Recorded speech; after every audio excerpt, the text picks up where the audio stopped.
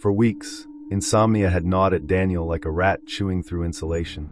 Sleep was an elusive ghost, slipping away every time he closed his eyes.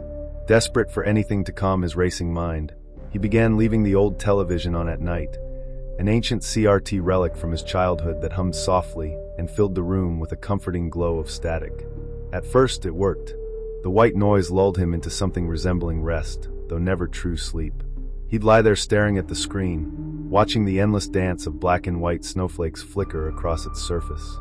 But after a few nights, things changed. It started subtly, a shadow here, a shape there. At first, Daniel thought it was just his tired brain playing tricks on him. Shadows moved within the static, faint outlines of figures twisting and writhing as if trying to break free from the chaos. They were indistinct, distorted, but unmistakably humanoid, and they seemed aware. Every so often, one would pause, lingering longer than the others, and turn toward him. Or at least, it felt like it was turning toward him. Daniel told himself it was impossible. Static was random, shapes couldn't form intentionally. Yet, each night, the figures grew clearer. Their movements became deliberate, almost predatory. Sometimes, he swore he could see faces, twisted masks of agony or rage pressed against some invisible barrier between them and him. His heart pounded whenever he caught sight of them, but he couldn't bring himself to turn off the TV. It was the only thing keeping him sane, or so he convinced himself. One night, the static went silent. The abrupt absence of sound jolted Daniel awake. The screen, once alive with chaotic energy, now displayed nothing but a deep, impenetrable blackness. For a moment, all he could hear was the blood rushing in his ears. Then came the voice. Daniel. It wasn't loud, but it didn't need to be.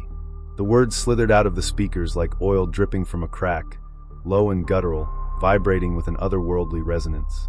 Daniel froze, his breath hitching in his throat. No one should have known his name. Not here, not like this. Who's there? He croaked, his voice trembling. The darkness on the screen shifted. Slowly, excruciatingly, a figure emerged, not vague or distorted this time, but horrifyingly clear. Its body was wrong, too many joints bending in unnatural directions, its head elongated and featureless save for a gaping maw filled with jagged teeth. Eyes like burning embers glared at him from the void, pinning him to the bed. You've been watching, the creature rasped, its mouth moving in sync with the voice. Now we watch you. Before Daniel could react, the screen erupted in a blinding flash of light. Pain seared through his shoulder, sharp and sudden, and he screamed. When the light faded, the TV was back to its usual static, as if nothing had happened. Trembling, Daniel reached up to touch his shoulder, and recoiled. There, burned into his skin like a brand, was a handprint. 5 distinct fingers curled inward, their edges blistered and raw. It wasn't human. The proportions were all wrong. Too long, too thin, the thumb positioned unnaturally high. Whatever had touched him wasn't of this world. Morning brought no relief. The mark throbbed with a dull ache, and Daniel found himself unable to focus on anything else. He called in sick to work, pacing his apartment like a caged animal. The TV sat dark and silent now, unplugged and shoved into a corner, but he couldn't shake the feeling that it was still watching him. That they were still watching him. By evening, the paranoia had consumed him. Every creak of the floorboards, every whisper of wind outside, sent his pulse racing. He locked the doors, drew the curtains, and sat huddled in the center of his living room, clutching a kitchen knife like a lifeline. Still, he couldn't escape the sensation of being observed. And then, just as the clock struck midnight, the TV turned on by itself. Static roared to life, filling the room with its familiar hiss.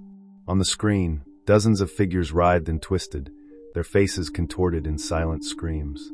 One by one, they stopped moving and turned to face him. Their mouths opened wide, wider than any human jaw should allow, and they spoke in unison, their voices overlapping in a cacophony of madness. You let us in. Daniel bolted for the door, but it wouldn't budge. The windows refused to open. Panic surged through him as the air grew heavy, suffocating. Behind him, the static grew louder, drowning out his cries for help. A cold breeze swept through the room, carrying with it the stench of ozone and decay. When he finally dared to look back, the screen was empty again. Empty except for 2 glowing red eyes staring directly at him. The last thing Daniel saw before the darkness took him was the handprint on his shoulder beginning to move.